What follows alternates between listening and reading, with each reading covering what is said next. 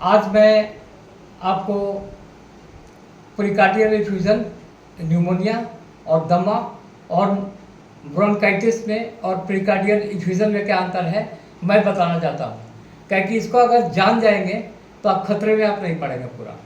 तो सबसे पहले हम बताना चाहते हैं न्यूमोनिया के बारे में।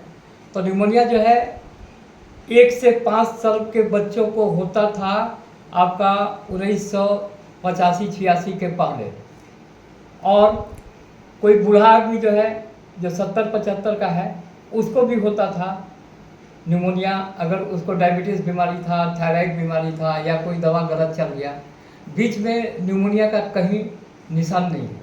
इसी तरह ट्यूबरकुलोसिस, तो ट्यूबरकुलोसिस भी 1985 के पहले होता था। 1985 में ट्यूबरकुलोसिस का दवा भी काम करता था। अभी ट्यूबरकुलोसिस किसी को नहीं हो रहा है। आप लोग जानते होंगे कि पहले प्लेग जो चूहा के कारण होता था, एक चूहा मर गया तो प्लेग हुआ और उस प्लेग से पूरा गांव का गांव खत्म हो गया।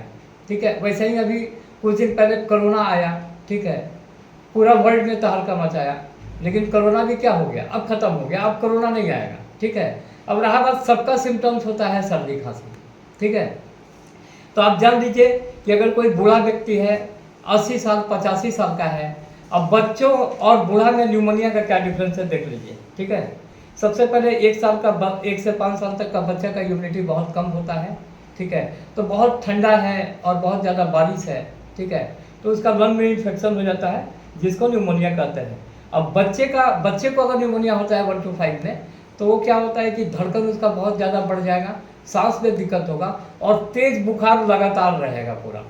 तो न्यूमोनिया को ठीक करने के लिए अच्छा न्यूट्रिशन भी चाहिए, तो बच्चों को घर पे रहना चाहिए। ठीक है, सेकंड में जो बूढ़ा व्यक्ति का होता है तो उसमें बहुत तेज बुखार नहीं होता है।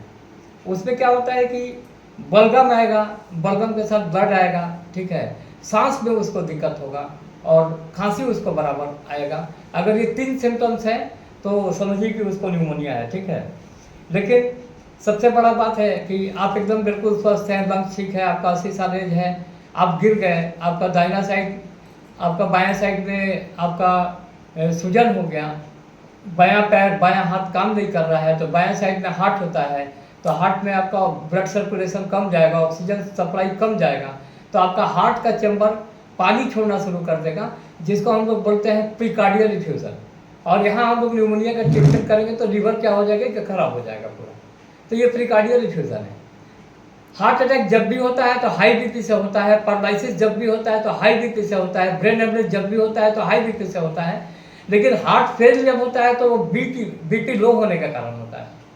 अगर आपका बीपी लो हो रहा है तो इट मीन्स हार्ट फेल हो रहा है आपका। हार्ट फेल क्या है? हार्ट अटैक तुरंत होता है, अभी 2 सेकंड में हार्ट अटैक हो जाएगा, आदमी डेथ कर जाएगा। हार्ट फेल जो है प्रीकार्डियल इफ्यूजन 6 महीना में होता है। पहले आपका चेस्ट पे पानी आएगा, फिर फेस पर पानी आएगा, मतलब कि पहले चेस्ट पे सूजन होगा, फिर चेहरा में सूजन होगा, फिर पेट में सूजन होगा, फिर पैर में सूजन होगा, आपका आँख पूरा सूज जाएगा, मल्टी ऑर्गन फेल कर जाएगा और 6 महीने में आदमी डेथ कर जाएगा, लिवर वगैरह सब डूब जाएगा। इट्स कॉल्ड प्रीकार्डियल इफ्यूजन, इसको हम लोग प्रीकार्डियल इफ्यूजन बोलते हैं। लेकिन बहुत लोग इसको क्या समझ लेते हैं कि न्यूमोनिया है, न्यूमोनिया का जैसे ही इलाज करते हैं तो इलाज गलत हो जाता है और पेशेंट जो है कोलैप्स कर जाता है। तो कृपया इस पर ध्यान रखें, और कुछ अगर डाउट हो तो आप कमेंट्स करके हमसे पूछें। Okay, thank you very much. Okay.